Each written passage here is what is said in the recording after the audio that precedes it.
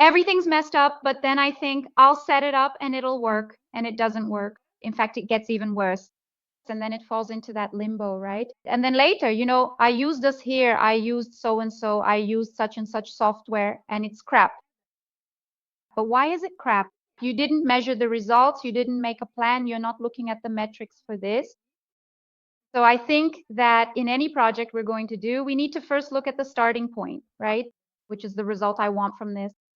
Once I know what the result is, I can choose what are the best tools I have and which parts of my process I'll be able to automate. And then I'd like to keep going here. I think the topic is really, sorry, I didn't see. Go ahead. Just to add on, I think as you and Guilherme were talking, an analogy came to mind. I don't know if anyone's heard it before. Sometimes we get the feeling of being productive just by doing something. It's like when you see a couch in your living room, want to move it, spend the whole day dragging it around, and end up putting it back in the same place. You did a bunch of things but didn't get any results. So yes, there are also things that don't need to be automated because it won't change anything in your daily routine.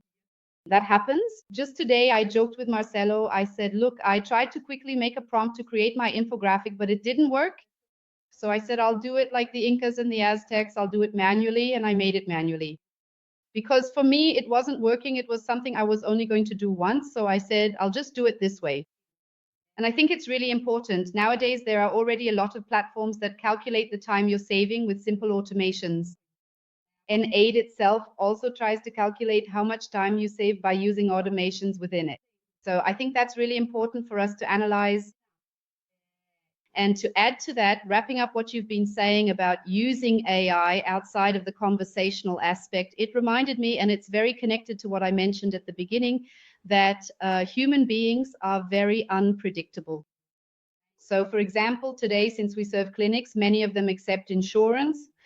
And then I don't know if you've ever tried to book an appointment, but nowadays it's common for the clinic to ask for your insurance card, to ask for the doctor's information via WhatsApp so they can speed up the process of making the request to the insurance company.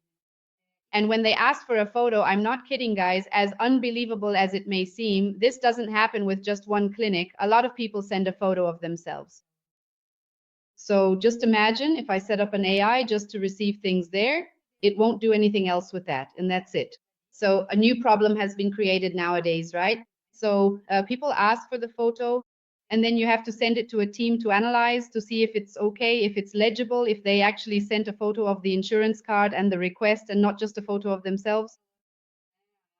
Compliment the selfie if the person sent one. But anyway, you need a team to do this. We actually saw this, and we're working on and developing our own AI to analyze these documents, because it's time the team loses receiving that information. Today, AI already has the intelligence to process this data, to analyze, to fill in the information. From that, it knows where to fill in, which field to use. So today, it's very important that we use artificial intelligence for other things, but in ways that make sense, that really save time. And at the end of the day, what we sell most to our clients today is the possibility to grow your business without having to grow your cost. Because if you grow your business, you have to hire more people, more training, and obviously the costs go up as well. With AI, it made it possible to expand business and increase revenue without increasing costs. So it's literally more profit because I'm not increasing my costs along with my revenue. I think that's an incredible gain. So it makes perfect sense. Always measure everything you use, so you know if it really makes sense. It's great to have things automated, but not everything needs to be. I just wanted to, good one. That's right. I wanted to comment for a minute on what Jessica said and what you all are talking about too, right? Which AI for which result is the best strategy. But there are AIs that, the example you gave about James Park, but I'm not going to advertise for them here. They're not the only one, right? There are now AIs that use the all-in-one concept. I don't know if you've heard of it, which means having everything in one place. So it's not just James Park. There's Manus, Skywork, Minimax. I can even write them down for you. These AIs nowadays do everything. Oh, and Abacus is one of the best. It might even be better than James Park, but I don't talk about it. I'm not their ambassador. But when you find your ideal acid highlight, sometimes you don't need to pay for several. There are these other ones that if you do your research, you can identify with and use just one that has everything. Good, very good. We're getting close to the end here. We have just a few more minutes, and I wanted to ask two final questions. I think the next one is, where do you think companies are making mistakes then? Where is 90% of the error in AI implementation, especially when we're talking about our sales and CES processes here? What have you seen? What do you think makes a difference? I wrote here, I think it's FOMO and FOMO. I don't know if you're familiar with this concept, the fear of better options, fear of missing out, fear of being left behind and missing out on something. Just like me, I spend the whole day watching videos on YouTube. I'd go crazy if I tried to implement every AI thing I know or have tested. I think it's the desperation and the lack of first defining the strategy. Thank you. Which is exactly what you were talking about, right, Barbara? The lack of defining where I want to go, then I'll know exactly which AI to use. That's often missing. Why is that? Sometimes I come up with a good plan, or at least what I thought was a good plan back then, but a month later, there's an AI that can help you optimize and implement, like Guilherme was saying, that plan and for a lower cost. So that's what I believe that's what leaves us a bit on edge in the hot seat with everyone going crazy. Come on, Claudia. Okay, you can contribute. Guys, I went back a little in time here and I remembered at the time when ISO 9000 started and companies had to implement it. In other words, they took the wrong process, documented it, and that became ISO 9000. And I think that's exactly it. I think the biggest mistake, and I'm going through this today, the biggest mistake is taking something that wasn't well designed, that wasn't analyzed, that isn't meant for that purpose, and trying to throw all of it into automation and add AI, thinking it's going to work out. And then in day-to-day operations, we realized that we simply ended up creating a Frankenstein. And nowadays, with the sheer number of AI solution offerings out there, you end up putting one AI at the beginning, and then that doesn't work out because it doesn't cover the whole process. So you stick another one in and so on, and it just turns into a huge mess. So it reminded me a bit of ISO 9000 back in the day, which was a lot like this. The process was wrong, but it was automated, and we thought that was perfect as far as certification was concerned. Thank you very much, Claudia, for contributing here with us. Guys, I think to wrap things up, unless anyone else wants to add a bit more on this topic, in my view, and I agree, I echo Claudia's words here, I think the biggest mistake I see in 90% of cases is like, man, I don't even have the bare minimum of my little 4-step sales process in the funnel. I don't even know what I need to do in there. And then I see AI and I think, man, I'm going to automate everything. And you start automating and it doesn't work out, then it's AI that's the problem, right?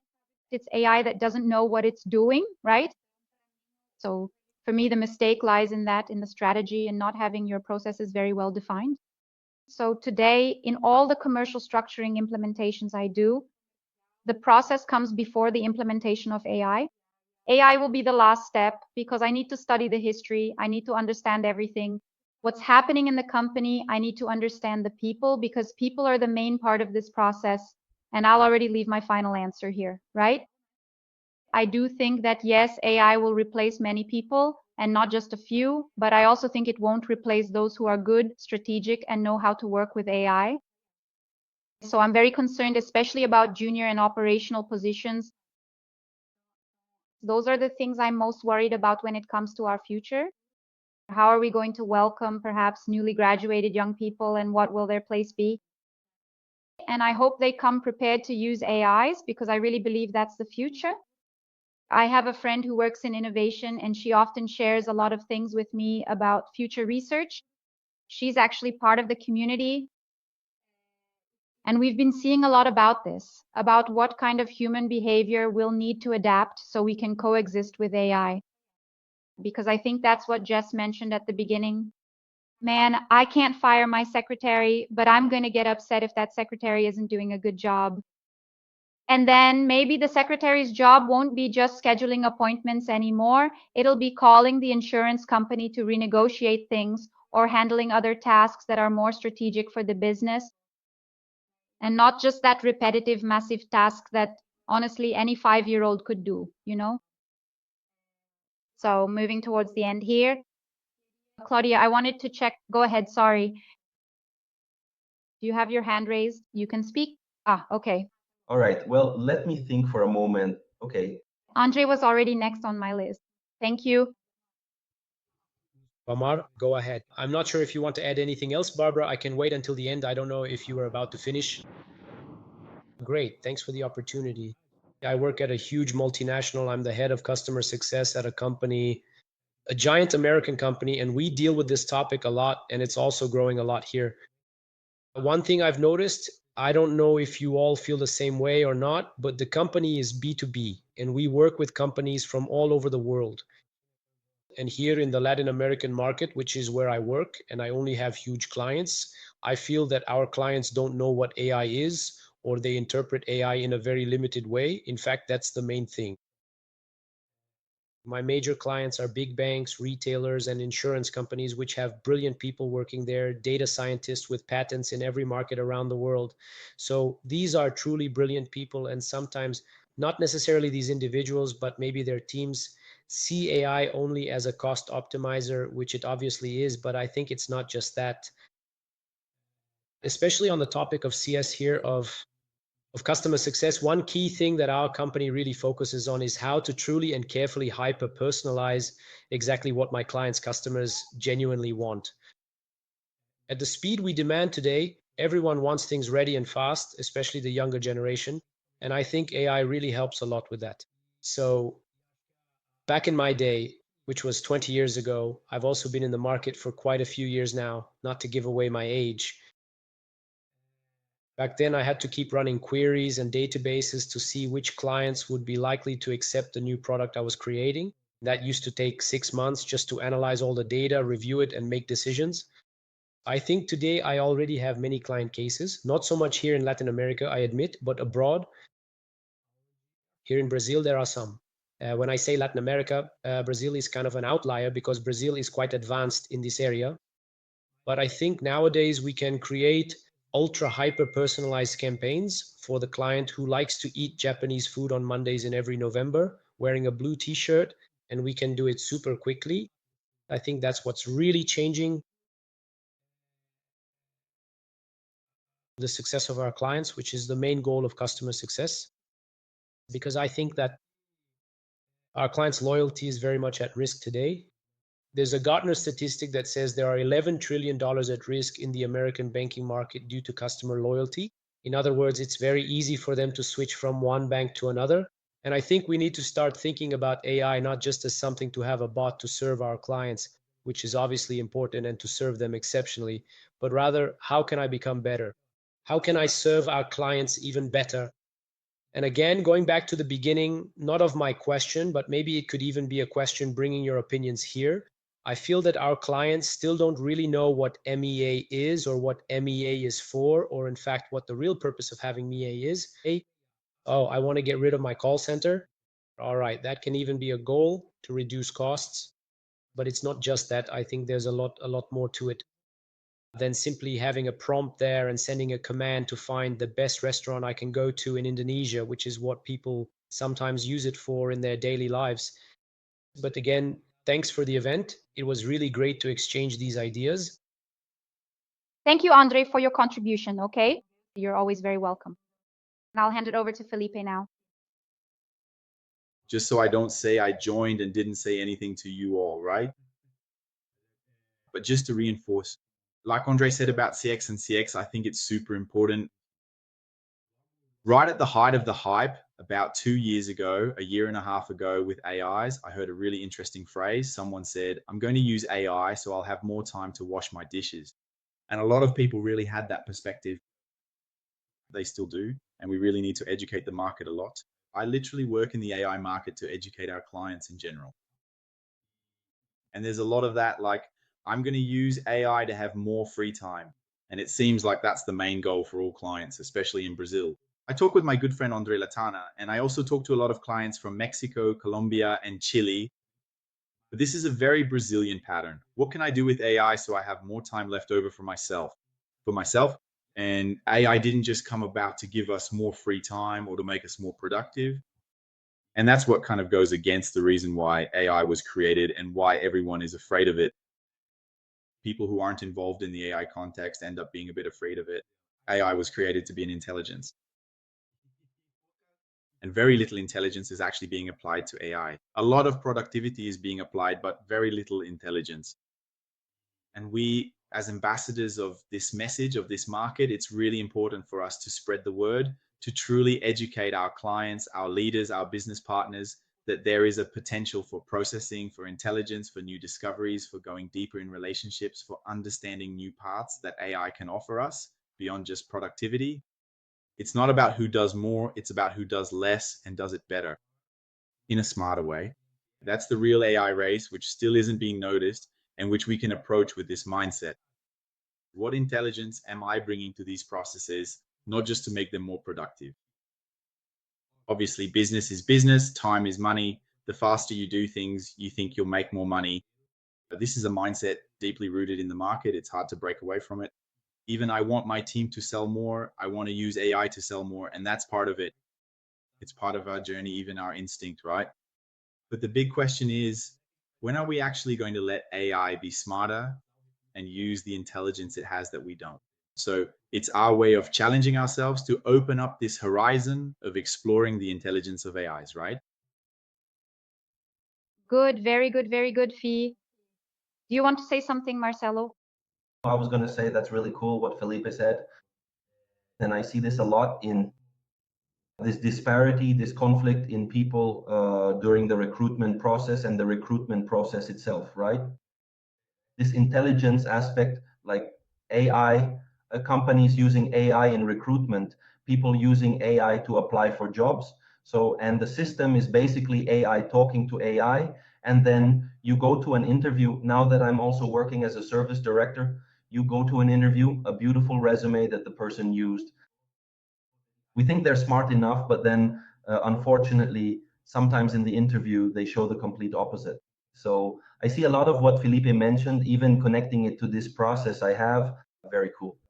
Man, even picking up on this interview topic, I'll get back to the other subject in a bit, but this morning I saw a post from a CS leader actually saying he received over 200 resumes. And then he asked people to put together a case, and he noticed that the cases were almost identical. And he said, man, what's going on? Then he used an AI to analyze which cases had been done by AI. And he saw that about 95% of people did their case directly with AI. So people don't even bother to review something. And, you know, AI gives the same answer as Google. The first 3 results on Google are the studies we mentioned here. McKinsey always shows up, research. I can't remember the name now, but there are 3. Foster, and there's another one that always comes up too. It's always those 3. Every search you do on GPT, on Perplexity, that's the first one that comes up. So how much are we going to end up being dependent on this too, right?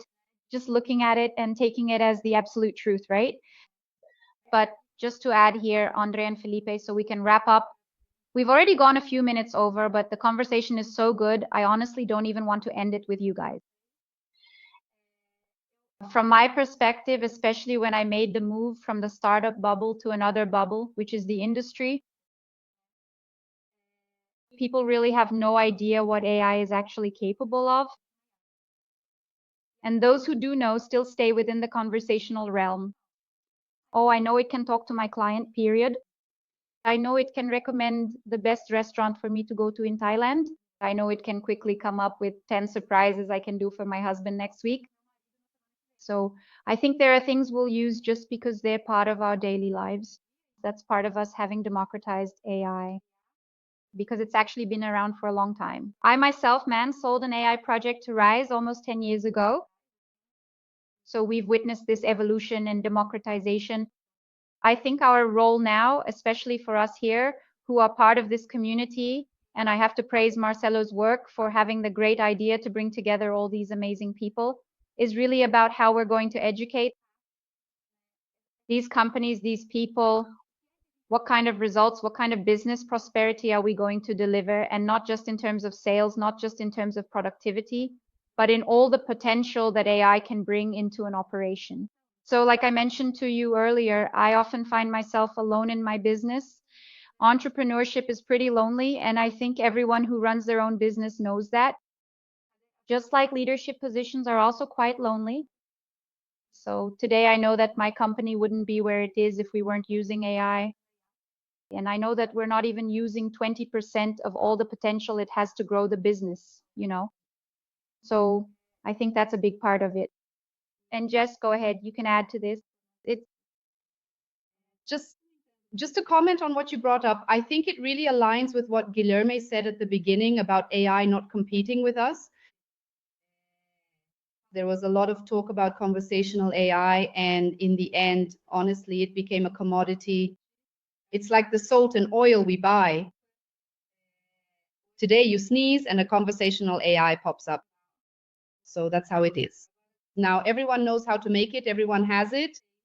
And so I think this is the cool point we've reached, which is what? There will be AI on the market today that will stand out because of the professional behind it. So I think that's a really great point we've come to now, because honestly, we're not even tapping into 5% of AI's potential. Felipe himself said it, and it's true. AI has a lot of capability. It can do so much for humans, things that we simply can't do ourselves. It's the supercomputers, and what we can already do today to stand out in the market is going to be the professional behind it, the one bringing their knowledge. And for them to bring their knowledge, they need to have experience, because the professionals who have gained experience, the cases that Barbara mentioned, who took the GPT case, when it comes down to it, it really doesn't work. The books tell you how to talk to your lead, but then in practice, you find out that's not the case. Actually, I have to change this word because my industry is different. Oh, but I'm going to have to use this sequence here because in my industry, it doesn't work otherwise. How do you achieve that? With experience, with the human being who's there every day working on that contact. And that's not something that sets you apart. My mother has told me that since I was little. One thing you'll always have that no one can ever take from you is who you are and the knowledge you possess. So I think we've reached a really great point, which is exactly that.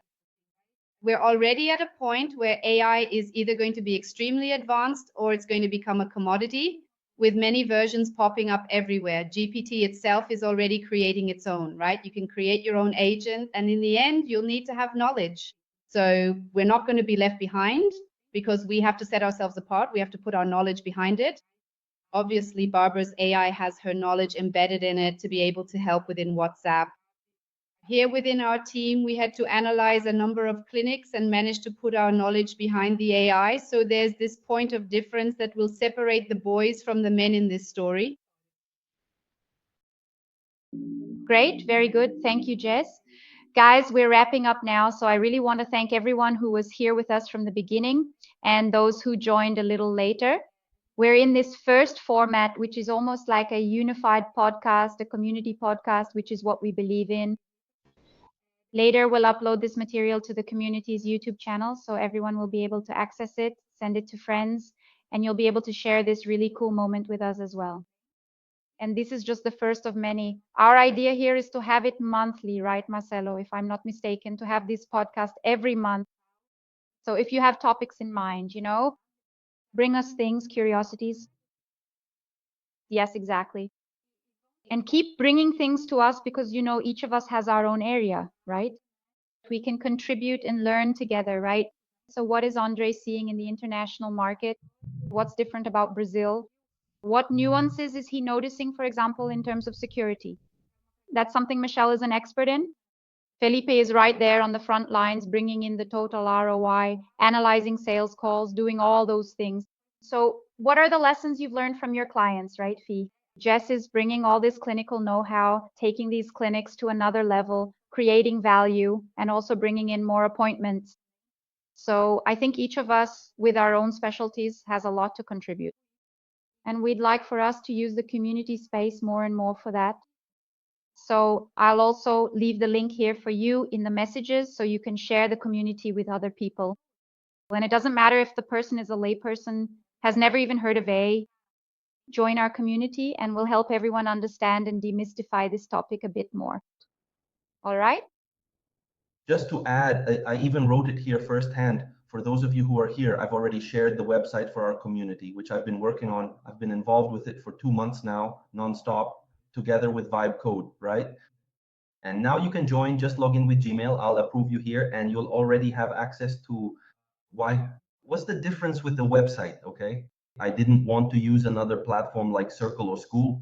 I wanted to build my own. Basically, it's just like those others, but the cool thing is that we'll be able to keep the content more organized in there. With WhatsApp, things get lost. All the time we're asking like, which IAC records? Which one is this? Which IAC does such and such thing? So we never remember. So there we're going to keep things more organized. Events, everything will be easier to access. So you can access this link. I'll approve you there. Just fill out the form quickly and I'll approve you. And that's it. Great. And for companies that are interested, that want to sponsor our episodes or upcoming sessions here, just reach out to one of us ambassadors. So me, Guilherme Ranci, Michelle Paff. I always stumble over your last name, sorry. Jessica Fortes and Marcelo. You can reach out to any of us here and we'll be able to guide you. And just so we don't forget, today's sponsor is GoTo. So this entire meeting is being recorded by them and we'll also upload it to YouTube for that purpose.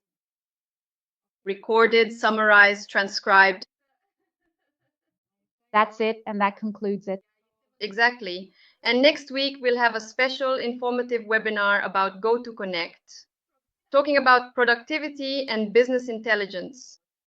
We'll send you the invitation afterwards. Great, very good. And now I'd like to quickly invite you all to share your LinkedIn profiles here in the chat so we can connect there and get to know each other better. Let's do business.